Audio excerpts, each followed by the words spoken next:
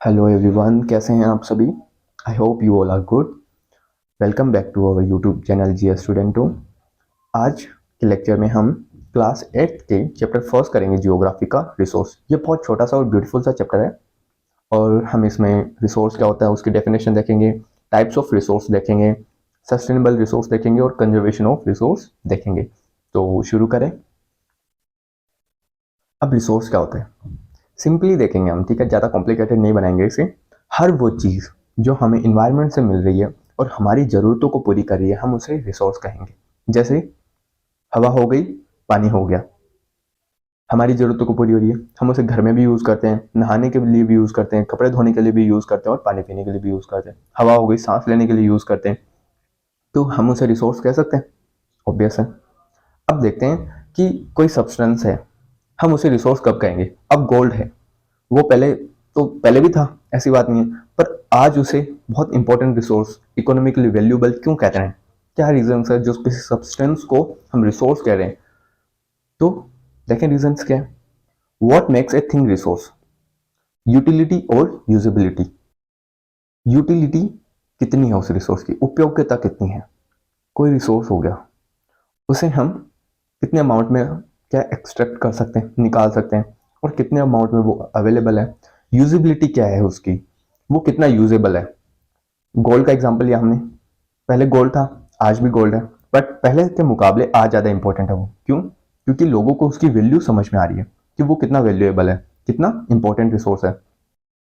और another example देखते हैं, पेट्रोलियम हो गया। पहले पेट्रोल था, आज भी प्रेजेंट में भी पेट्रोल है, बट पहले के कंपैरिजन में, आज से अगर 1000 साल पहले देखते हैं, उसके कंपैरिजन में आज देखते हैं, तो आज वो बहुत इंपॉर्टेंट है। ठीक है, क्यों? क्योंकि वो उसकी यूजेबिलिटी बहुत है। जैसे ही टेक्नोलॉजी ग्रो हुई, डेवलप हुई, उसके साथ साथ बहुत सारे मोटर व्हीकल्स ग्रो हुए, ठीक है, आए, तो उनमें यूज है उसका। जिसकी ज़्यादा यूजेबिलिटी होगी, यूटिलिटी होगी, उसको हम उतना ही इंपॉर्टेंट वैल्यूएबल रिसोर्स कहेंगे। Some resource have economic value while some do not have. कोई रिसोर्स है उसकी इकोनॉमिकली वैल्यूएबल है, पेट्रोलियम का एग्जांपल देगा, गोल्ड का एग्जांपल, उनको परचेज करने के लिए हमें बहुत सारा खर्च करना पड़ता है, पैसा खर्च करना पड़ता है। बट कुछ रिसोर्स ऐसे होते हैं जो कि हम बिना पैसे खर्च किए भी उनका आनंद ले सकते हैं। एग्जाम्पल देखते हैं, हम घर से बाहर निकलते हैं और एक बहुत ब्यूटीफुल सी सीनरी है हमारे सामने, ट्री लगा हुआ, उस पर चिड़िया बैठी हुई है। अब उसको देखने के लिए पैसे तो नहीं लग रहे ना, बट रिसोर्स तो वो भी है। तो कुछ रिसोर्स हैं जिनकी इकोनॉमिकली वैल्यूएबल है और कुछ रिसोर्स हो गए जो इकोनॉमिकली वैल्यूएबल नहीं है, वैल्यू नहीं है उनकी, बट रिसोर्स तो दोनों है।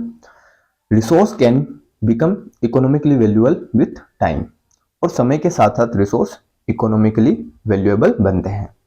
हमने पेट्रोलियम का एग्जांपल देखा कि पहले वो उतना वैल्यूएबल नहीं था इकोनॉमिकली, बट आज है। पहले अगर किसी को पेट्रोल मिलता, अगर मैं ऐसे मान लो गिफ्ट करूँ तुम लोगों को आज से 1000 साल पहले कि लो पेट्रोल ले लो, तो तुम लोग नहीं लेते। क्यों? क्योंकि तुम्हें पता है इसका यूज कहाँ करेंगे, खुद थोड़ी पियेंगे। बट आज अगर मैं तुम्हें दूं तो तुम सब लोग भागे भागे आओगे। तो वही चीज बात है, अगर कुछ रिसोर्स ऐसे होते हैं जो समय के साथ साथ और ज़्यादा इकोनॉमिकली वैल्यूएबल होते हैं। इतना समझ में आया? हमें रिसोर्स की डेफिनेशन समझ में आ गई और समझ में आ गया कि क्या चीज़ें हैं वो रिसोर्स को मोर इम्पोर्टेंट बनाती है। अब आगे देखते हैं फैक्टर्स क्या क्या है रिसोर्स को। यही फैक्टर्स हैं दो, टाइम एंड टेक्नोलॉजी। हम पेट्रोल का एग्जांपल लेके चलेंगे। आज के 1000 साल पहले पेट्रोल की कोई वैल्यू नहीं थी, बट आज बहुत वैल्यू है। क्यों? क्योंकि टाइम के साथ साथ जैसे ही टेक्नोलॉजी ग्रो हुई, डेवलप हुई, मोटर व्हीकल्स डेवलप हुई, और उनकी वजह से वो जो रिसोर्स था पेट्रोलियम, उसकी आज क्रूड ऑयल, उसकी आज इकोनॉमिकली वैल्यूएबल बहुत, ठीक है, इकोनॉमिक बहुत वैल्यू है उसकी। तो टाइम और टेक्नोलॉजी किसी सब्सटेंस को रिसोर्स में डेवलप कर देते हैं। People themselves are most important resource. इंसान खुद भी एक बहुत इंपॉर्टेंट रिसोर्स है। क्यों? ये मुझे आपको बताने की जरूरत नहीं पड़ेगी, क्योंकि जो टेक्नोलॉजी है वो किन्होंने डेवलप की? इंसानों ने ही डेवलप की। Their ideas, knowledge, inventions and discoveries that lead to creation of more resource. कुछ रिसोर्स ऐसे थे जिनके हमें पहले पता ही नहीं था कि ये भी एग्जिस्ट करते हैं क्या, बट आज समय के साथ साथ टेक्नोलॉजी जैसे ही ग्रो हुई, इंसानों ने टेक्नोलॉजी ग्रो किया, और उसकी वजह से हम बहुत सारे ऐसे रिसोर्स हैं जो हमें पहले पता नहीं थे और आज हमें पता है। Each invention lead to many others. और हर एक इन्वेंशन आगे के इन्वेंशंस को भी लीड करता है। इतना समझ में आया। अब देखते हैं टाइप्स ऑफ रिसोर्स। रिसोर्स कितने प्रकार के होते हैं। अब देखो, जनरली रिसोर्स क्या होते हैं, 3 प्रकार के होते हैं। नेचुरल रिसोर्स फर्स्ट, सेकंड हो गया ह्यूमन रिसोर्स, और थर्ड हो गया human made resource. Natural resource देखते हैं। That are drawn from nature and used without much modification। हवा, पानी और भी बहुत सारी ऐसी चीजें हैं जो हमें नेचर से डायरेक्ट मिलती है और हमें क्या करते हैं, उनका डायरेक्टली कंजम्पशन कर लेते हैं, डायरेक्टली कंजम्पशन कर लेते हैं उनका, हमें ज़्यादा मॉडिफिकेशन नहीं करनी पड़ती। जैसे फल फ्रूट्स हो गए, वो भी रिसोर्स ही हो गए, और भी बहुत सारे ऐसे रिसोर्स हो गए जिनको क्या करते हैं, हम डायरेक्टली यूज़ कर लेते हैं, हमें ज़्यादा मॉडिफिकेशन करने की ज़रूरत नहीं पड़ती। और कुछ रिसोर्स ऐसे होते हैं जिनमें हमें मॉडिफिकेशन करना पड़ता है। तो जिनमें हमें मॉडिफिकेशन नहीं करना पड़ता उन्हें हम नेचुरल रिसोर्स कहते हैं। ये फ्री गिफ्ट है, हमें नेचर से मिल रहा है तो नेचर से फ्री गिफ्ट मिल रहा है। These can be used to directly, but in some cases we have to use tools and technology to utilize it in best possible way। ये सब हम डायरेक्टली भी यूज कर सकते हैं, पर कुछ केसेस में क्या होता है कि हमें टूल्स और टेक्नोलॉजी का यूज करना पड़ता है ताकि हम इनका बेस्ट पॉसिबल वे में यूज कर सकें। जैसे कि क्रूड ऑयल हो गया। अब क्रूड ऑयल एक्सट्रैक्ट करते हैं हम, उसको क्या करते हैं, फिल्टर करते हैं, फिर उसके बाद उसका डीजल बनता है, पेट्रोलियम बनता है। तो हम टूल्स एंड टेक्नोलॉजी का यूज करते हैं उसको बेस्ट पॉसिबल वे में यूज करने के लिए। आयरन हो गया। तो रिसोर्स तो सब कुछ है ना, और वो भी नेचुरल, क्योंकि हमें तो नेचर से ही मिल रहा है। सब हो गया, गोल्ड हो गया, डायमंड हो गया, सब कुछ हमें नेचर से मिल रहा है। पर कहना है कि कुछ रिसोर्स इसमें भी होते हैं जिन्हें हम डायरेक्टली यूज कर सकते हैं, और कुछ रिसोर्स होते हैं उनको हमें टेक्नोलॉजी की यूज करके हमें उसे और बेस्ट पॉसिबल वे में यूज कर सकते हैं। अब देखते हैं classified into different groups depending upon their level of development and use. अब उनके डेवलपमेंट और यूज के लेवल पे हम इनको और क्लासिफाई करते हैं फर्दर। अब देखते हैं वो क्या क्या है।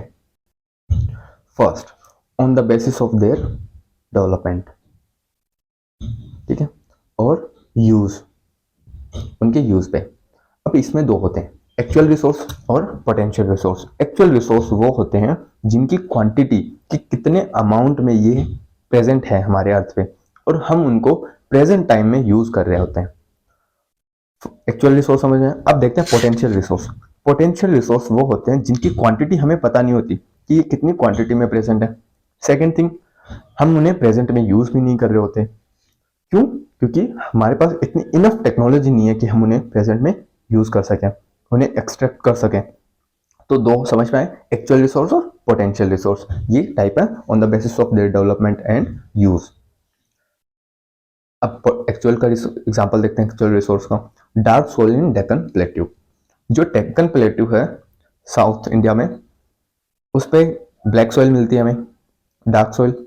अब उसका हमें एग्जैक्ट अमाउंट भी बताया कि कितने अमाउंट में वो प्रेजेंट है, और उसे हम प्रेजेंट में यूज भी कर रहे हैं।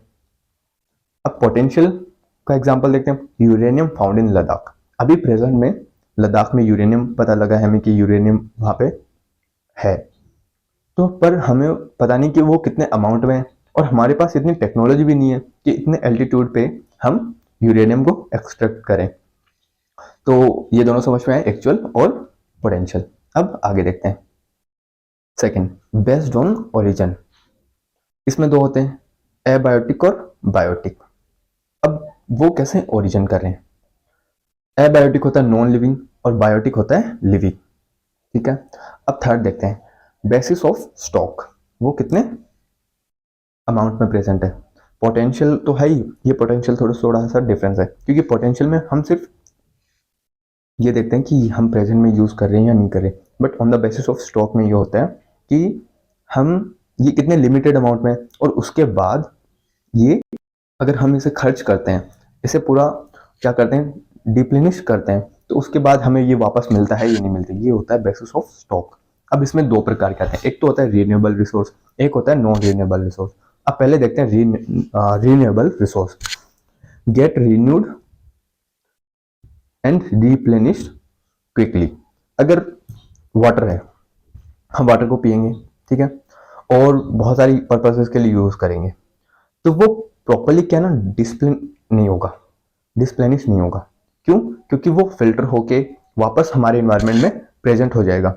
बट उसी की जगह हम कोल को यूज़ करेंगे, हम कोल से आग लगाएंगे, उसके बाद वो तो पूरा एक्सट्रैक्ट हो जाएगा ना, ख़त्म हो जाएगा, उसके बाद उसको बनने में काफ़ी टाइम लगेगा, तो वो मतलब उसमें लाखों साल लग जाएगी। तो हम उसे रिन्यूएबल रिसोर्स नहीं कह सकते, क्योंकि वो क्विकली तो रिप्लेनिश नहीं हो रहा ना, रिन्यू नहीं हो रहा। तो रिन्यूएबल रिसोर्स वो होते हैं जिसे हम यूज़ करते हैं और वो तभी रिन्यू हो जाता है। अब सोलर एनर्जी हो गया, विंड एनर्जी हो गया, अब हवा चल रही है, हम विंड मिल से क्या करें, इलेक्ट्रिसिटी जनरेट करें। अब ऐसा तो है नहीं कि विंड एक टाइम के बाद खत्म हो जाएगी, नहीं, ये कभी खत्म नहीं होगी, ये चलती रहेगी चलती रहेगी, ये कभी खत्म नहीं होगी। विंड एनर्जी होगी, अब सोलर एनर्जी है, ये लिमिटेड अमाउंट में है क्या, आप लोग बताओ। हो ही नहीं सकती। क्यों? ऐसा थोड़ी है ना कि सन की हमारे साथ डील हुई है कि भैया हम मैं तेरे को सिर्फ 5 साल के लिए एनर्जी दूंगा, नहीं ऐसा नहीं है। वो हमेशा अपनी इंसोलेशन हमें देता रहेगा, अपनी किरणें, सूर्य की किरणें तो हमें मिलती रहेगी ना। तो कुछ रिसोर्स ऐसे होते हैं वो रिन्यूएबल होते हैं, वो कभी खत्म नहीं होंगे, और अगर खत्म हो भी खत्म तो होंगे नहीं। अगर मान लो हम उन्हें गंदा करते हैं तो उसके बाद बस इतना होता है कि वो उनकी थोड़ी क्वालिटी खराब हो जाती है, बट वो कभी खत्म नहीं होंगे, तो हम उन्हें कहते हैं renewable resource. Solar energy, hydro power, wind energy, तो ये एग्जांपल हो गया। Some are unlimited and not affected by humans. अब हमने देखा ना विंड एनर्जी कि ना तो इनसे इंसान खराब कर सकते। अब ऐसा थोड़ी है कि आप लोग विंड एनर्जी को खराब कर दोगे या ऐसे खड़े हो जाओगे कि मैं रोक रहा हूं, नहीं। तो ये अनलिमिटेड अमाउंट में और ये खराब नहीं हो सकता, वो हो गई विंड एनर्जी, ठीक है। और इसी में आता है सेकंड कि विच वाइल केयरलेस यूज करते हैं हम, किसी कोई रिसोर्स हो गया जिसका हम केयरलेस यूज करते हैं, सॉइल, वाटर, फॉरेस्ट, अगर हम उनका गलत तरीके से इस्तेमाल करेंगे तो वो क्या होगा कि एक दिन खत्म हो जाएंगे, खत्म नहीं होंगे, उनकी क्वालिटी खराब हो जाएगी, डिग्रेड हो जाएगी। अब जो फॉरेस्ट है उसको हमें क्या है कि डिफोरेस्टेशन किया, पूरे जंगल को काट दिया, तो क्या होगी कि एयर की थोड़ी क्वालिटी डाउन हो जाएगी, हमें ऑक्सीजन लेने में प्रॉब्लम होगी, वो CO2 को इंटेक नहीं करेगा। वैसे ही सॉइल हो गई, अगर हम ओवर फर्टिलाइजेशन करेंगे, ठीक है, तो क्या होगा कि सॉइल की क्वालिटी खराब हो जाएगी। तो कुछ रिसोर्सेज होते हैं जिनका हम केयरलेस यूज करते हैं तो वो उनकी क्वालिटी खराब हो जाती है, और कुछ रिसोर्सेज होते हैं जिनको हम कितना भी कर लो वो खराब नहीं होंगे। इतना समझ में आएगा? रिन्यूएबल रिसोर्स समझ में आया, समझ में आना भी चाहिए, ठीक है। ये बहुत ईजी है, ठीक है, ज्यादा कॉम्प्लिकेटेड मत बनाने से। अब आगे देखते हैं नॉन रिन्यूएबल रिसोर्स क्या होते हैं।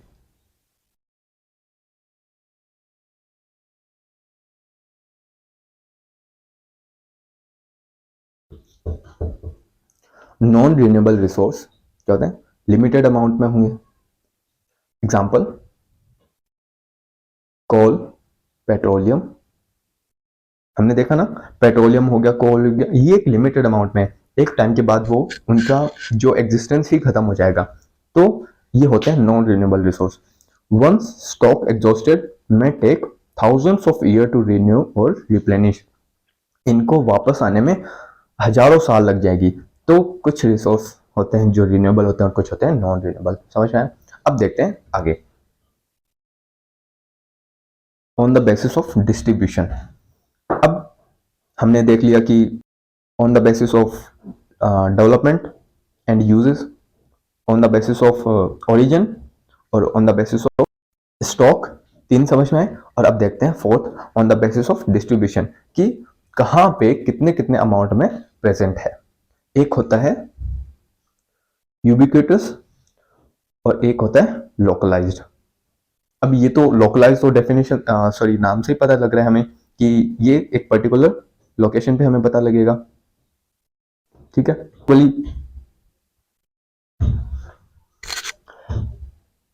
यूबिक्विटस और लोकलाइज, जो कि लोकलाइज हो गए, जो कि एक पर्टिकुलर लोकेशन पे मिलते हैं। रिसोर्स क्या है? Unequal over earth and depends upon physical factors.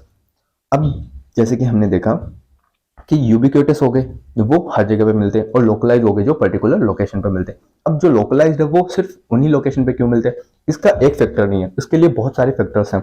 Like terrain हो गया, कि वहां पर जो फिजिकल इन्वायरमेंट है, जो टेरेन है, जो जमीन है वो कैसी है, वहां पे लैंडफॉर्म कैसा है, क्लाइमेट कैसा है वहाँ का, एल्टीट्यूड कैसा है, वो कितनी हाइट है। ज़्यादा हाइट होगी तो वहाँ पे कुछ अलग प्रकार के मिनरल्स मिलेंगे, रिसोर्स मिलेंगे, और कम हाइट पे अलग डिफरेंस मिलेंगे। ठीक है, इतना समझ में आया। अब टाइप्स ऑफ रिसोर्स समझ में आ गए। ह्यूमन रिसोर्स देखते हैं अब। ठीक है, हमने नेचुरल रिसोर्स देख लिए, 4 प्रकार के होते हैं। On the basis of development of level, use, second on the basis of origin, third on the basis of stock, और फोर्थ हो गया on the basis of their distribution. कितना सिंपल है, देखो समझ में आया। अब देखते हैं सेकंड, बी देखते हैं कि ह्यूमन मेड रिसोर्स क्या है। हमने देखे थे ना कि 3 प्रकार के होते हैं, एक तो होता है नेचुरल रिसोर्स, एक होता है ह्यूमन मेड रिसोर्स, और एक होता है ह्यूमन रिसोर्स। कितना समझ में आया। अब देखते हैं ह्यूमन मेड रिसोर्स क्या है। ये ना इतना कॉम्प्लिकेटेड नहीं है, देखो नाम से ही पता लग रहा है, ह्यूमन मेड रिसोर्स, इंसानों के द्वारा बनाया गया रिसोर्स। अब इसमें क्या होता है, देखो natural resource, sorry, natural substance becomes resource only when their original form has been change. अब कुछ रिसोर्स ऐसे होते हैं, जैसे हमने प्रीवियसली देखा कि वो तभी मतलब बेस्ट वे में यूज कर सकते हैं हम उनका, जब उनकी ओरिजिनल फॉर्म चेंज की जाए, उन पे कुछ टूल्स एंड टेक्नोलॉजी का प्रयोग किया जाए। जैसे कि आयरन ओर हो गया, ये एक प्रकार का रिसोर्स है, पर उसका हम बेस्ट तरीके से यूज कब करेंगे, जब हमें पता होगा कि हम उसमें से आयरन कैसे निकाल सकते हैं। तो वो एक रिसोर्स हो गया, वो ह्यूमन मेड रिसोर्स हो गया। कैसे, आयरन और एक सब्सटेंस मिला हमें, हमने उसमें से आयरन को एक्सट्रैक्ट कर लिया, तो आयरन जो है वो ह्यूमन मेड रिसोर्स हो गया ना। वैसे ही technology is also a human made resource, और टेक्नोलॉजी होगी जिसको इंसानों ने बनाया, तो ये होता है ह्यूमन मेड रिसोर्स। कितना सिंपल है, देखो खुद देखो तुम लोग, ह्यूमन मेड रिसोर्स समझ में आया। अब देखते हैं ह्यूमन रिसोर्स क्या है। Human resource, people use nature in best possible way using their knowledge, skill and technology, therefore they considered as human resource. अब इंसान इन्वायरमेंट में, नेचर में से रिसोर्स एक्सट्रैक्ट करते हैं, पर वो एक्सट्रैक्ट तभी करेगा ना जब उसके पास नॉलेज होगी, स्किल होगी और टेक्नोलॉजी होगी, और किसी इंसान के पास वो सब है तो हम उसे ह्यूमन रिसोर्स कहेंगे। क्यों, क्योंकि अल्टीमेटली निकाल तो हम ही लोग ही रहे ना, तो हम लोग बेस्ट रिसोर्स हो गए, क्योंकि हमें पता है कि किसी चीज को कैसे यूज करना है, तो इसे हम कहते हैं human resource. Education, health helps making people valuable resource. और कोई इंसान मोर एजुकेटेड होगा, मोर हेल्दी होगा, वो क्या करेगा, अपने माइंड को और बेटर वे में यूज करेगा, और बेटर वे में यूज करेगा तो उससे बेटर आउटकम निकलेगा, तो वो एक वैल्यूएबल रिसोर्स बन जाएगा। रिसोर्स तो वो पहले भी था, अब रिसोर्स तो सारे ह्यूमन बींग्स है ना, बट कुछ मोर इंपॉर्टेंट होते हैं, जैसे एक डॉक्टर हो गया, इंजीनियर हो गया, ब्यूरोक्रेट हो गया, और एक लेबर हो गया। रिसोर्स तो सभी हैं, काम तो सभी कर रहे हैं, बट कुछ लोग हैं जो कि मोर इंपॉर्टेंट है, मोर वैल्यूएबल है, क्योंकि वो कुछ बेटर काम कर रहे हैं, तो वही बात है ह्यूमन रिसोर्स, और उसको एजुकेशन और हेल्थ प्रोवाइड करके हम मोर वैल्यूएबल रिसोर्स बना सकते हैं। Improving quality of people skill so that they are able to create more resource, और हम अगर इंसानों की क्वालिटी इंप्रूव करते हैं तो वो और बेटर रिसोर्स बनेंगे, उसे ही हम कहते हैं ह्यूमन रिसोर्स डेवलपमेंट। और ये ह्यूमन रिसोर्स डेवलपमेंट की डेफिनेशन है।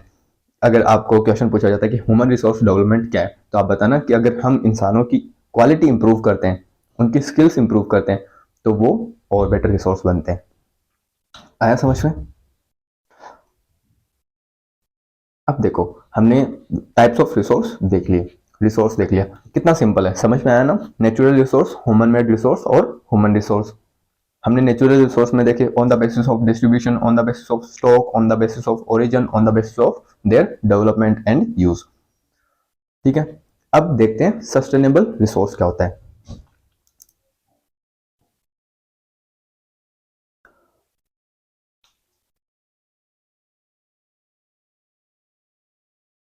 अब कंजर्विंग रिसोर्स क्या होता है। Using resource carefully and giving them time to get renewed. अब हम अगर रिसोर्स है उनको अच्छे से यूज करेंगे, केयरफुली, उनकी क्वालिटी भी खराब नहीं करेंगे, और कुछ रिसोर्स अगर डिप्लेनिश हो रहे हैं, जैसे कोल हो गया, पेट्रोलियम हो गया, उनको हम टाइम दे रहे हैं कि वो रीन्यू हो जाए, वापस बन जाए, तो उसे ही हम कंजर्विंग रिसोर्स कहते हैं। सस्टेनेबल डेवलपमेंट क्या होता है, अब देखते हैं। Sustainable development meets the need for present and also conserve for future. अब कोई रिसोर्स हो गया, अब वाटर, विंड, एयर हो गया, ये तो हमने देख लिया कि अनलिमिटेड है, बट वाटर हो गया, उसमें हम वाटर रिसोर्स में पढ़ेंगे कि उसमें भी जो सेलाइन वाटर है, जो खारा पानी है, उसकी जो अमाउंट है, क्वांटिटी है, वो ज़्यादा है, और जो पानी ऐसा है जिसे हम यूज़ कर सकते हैं, फ्रेश वाटर, उसकी क्वांटिटी कम है, तो हमें उस पानी को भी बचाना है ना। तो वही हो गया सस्टेनेबल डेवलपमेंट। अगर हम आज हमारे पास कोई रिसोर्स है प्रेजेंट में, उसको हम पूरा खत्म कर देंगे, तो आगे आने वाली जो जनरेशन है वो क्या देखेगी, वो क्या यूज करेगी। हमने आज पेट्रोलियम को, कोल को, वाटर को पूरी तरह से खत्म कर दिया, वाटर की क्वालिटी खराब कर दी पूरी, और पेट्रोलियम, कोल, इनको पूरा खत्म कर दिया। तो जो आगे वाली जनरेशन है वो डेवलपमेंट अपना किससे करेगी। तो यही होता है सस्टेनेबल डेवलपमेंट, कि हम जो रिसोर्स है उसको ऐसा यूज करें कि आज प्रेजेंट में भी हमारी नीड फुलफिल हो और फ्यूचर में भी नीड फुलफिल हो। जैसे कि हमारे फाउंडिंग फादर, हमारे father of nation Mahatma Gandhi ने कहा कि our mother earth has everything to satisfy our needs but not for our greeds. हमारे अर्थ मदर के पास हर वो चीज़ है जो कि हमारी नीड को सेटिस्फाई कर सकती है, ठीक है, पर हमारी ग्रीड को, हमारे लालच को तो सेटिस्फाई नहीं कर सकती ना। तो हमें आज सस्टेनेबल डेवलपमेंट से इतना ही समझना है कि आज भी हम अपने नीड्स को सेटिस्फाई कर सकें, हमारी प्रेजेंट में जो डिमांड्स हैं उनको फुलफिल कर सके, और इतना बचा भी लें ताकि हम जो फ्यूचर के हैं उसका डेवलपमेंट के बारे में भी सोच सकते हैं, उनके लिए भी कंजर्व कर सकें थोड़ा बहुत। ये होता है कंजर्विंग रिसोर्स को क्यों कंजर्व करना चाहिए। अब देखते हैं सस्टेनेबल डेवलपमेंट और हम क्या क्या स्टेप्स अपने तरफ से कर सकते हैं जिसे हम सस्टेन कर सकें और सस्टेनेबल डेवलपमेंट कर सकें। अब देखो, ये कुछ प्रिंसिपल हैं, ये कुछ क्या पॉइंट्स हैं जिनसे हम सीख सकते हैं और हम समझ सकते हैं कि हम क्या क्या स्टेप्स ले सकते हैं कंजर्व करने के लिए, ठीक है, रिसोर्सेज को सस्टेनेबल बनाने के लिए और सस्टेनेबल डेवलपमेंट करने के लिए। Respect and care for all forms of life, हर प्रकार की लाइफ को हमें रिस्पेक्ट करना चाहिए और उनकी ध्यान रखना चाहिए। जैसे कि फॉरेस्ट हो गए, ट्रीज हो गए ना, उनको हमें ध्यान रखना चाहिए, उनको हमें नुकसान नहीं पहुंचाना चाहिए। जैसे कि ऑल लिविंग बींग्स हो गए, उनका हम ध्यान रखना चाहिए और रिस्पेक्ट करनी चाहिए कि हम हमें उनमें नुकसान ना पहुंचाए। फर्स्ट पॉइंट समझ में आया। सेकंड देखते हैं, improve the quality of human life, इंसानों की क्वालिटी को बढ़ाएं। Conserve the earth Vitality and diversity, इतने प्रकार के जीव जंतु रहते हैं, हम उनकी क्या करनी चाहिए, हमें उन्हें कंजर्व करना चाहिए, उनकी रिस्पेक्ट करनी चाहिए। Minimize the depletion of natural resource, और नेचुरल रिसोर्स को हमें कोशिश करनी चाहिए कि कम से कम उनका डिप्लेशन हो, मतलब वो हमें इतना ध्यान रखना चाहिए कि वो कम से कम खत्म हो। Change personal attitude and practice toward environment, environment की तरफ जैसे आज हम कोई कचरा है वो ऐसे ही गिरा देते हैं, तो हमें क्या करना है, उसे नहीं गिराना है। आज पानी की टैप खुली है, ठीक है, टुंटी खुली है, तो क्या करते हैं कि हम नोटिस भी नहीं करते, ऐसे ही छोड़ देते हैं उसे। हमें क्या करना है कि अब जब भी हम देखें ना कि टैप खुली है तो उसे क्या करना है, तभी बंद कर देनी है। Enable communities to care for their own environment, और हमें ऐसे स्टेप्स लेने हैं, कम्युनिटी प्रोग्राम्स करने हैं जिसकी वजह से हम लोगों को अवेयर कर सकें कि हमें अपने एनवायरनमेंट को प्रोटेक्ट करना है। ये हो गए कुछ प्रिंसिपल्स, और ये याद कर लेना, ठीक है, ताकि आप आंसर में लिख सको और आपके आउट ऑफ आउट मार्क्स आ सके।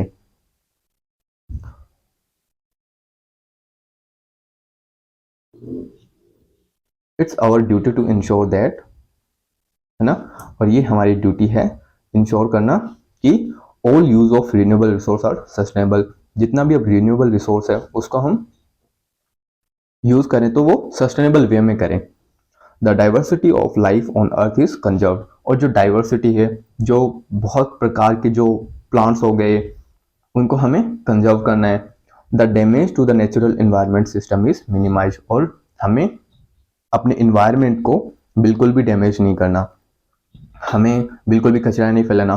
तो ये कुछ पॉइंट्स हैं और हमारी ड्यूटीज़ है जो हम कर सकते हैं। क्या क्या करना है आज के बाद हमें कि रिन्यूएबल रिसोर्स को, है ना, सस्टेनेबल तरीके से यूज़ करना है। अगर आप पानी की टैप को देखो खुली तो उसे बंद करना है। किसी कचरे को बाहर पड़ा देखो उसे उठा के डस्टबिन में डालना है। The diversity of life on earth is conserve. और बहुत सारे जो प्लांट्स होते हैं उसे हम ऐसे ही क्या करते हैं, कट कर देते हैं, उसे कट नहीं करना। Damage to the natural environment system is minimize. और हमें बिल्कुल भी हमारे एनवायरनमेंट को डैमेज नहीं करना है। समझ में आया? ये बहुत छोटा सा चैप्टर था ना। तो हमारा चैप्टर यहाँ खत्म होता है। अब मुझे ये बताओ कि आपको ये चैप्टर समझ में आया नहीं आया, और कुछ चीज़ें जो आपको समझ में नहीं आई, कुछ लाइंस, कुछ टॉपिक्स, कुछ पॉइंट्स, तो आप कमेंट में पूछना मुझे। और इसके क्वेश्चन आंसर्स करवाने हैं या नहीं करवाने वो भी बताना, एमसीक्यू सॉल्व करवाने हैं। तो मेरे को, अगर आप चाहते हैं कि क्वेश्चन आंसर सॉल्व करूं तो इस पर 100 लाइक्स होनी चाहिए, ठीक है, तभी मैं क्वेश्चन आंसर सॉल्व कराऊंगा। और चैनल को सब्सक्राइब करो आप और अपने फ्रेंड्स को शेयर करो। और ठीक है, मुझे फीडबैक बताओ कि कैसा लगा आपको chapter. Thank you so much.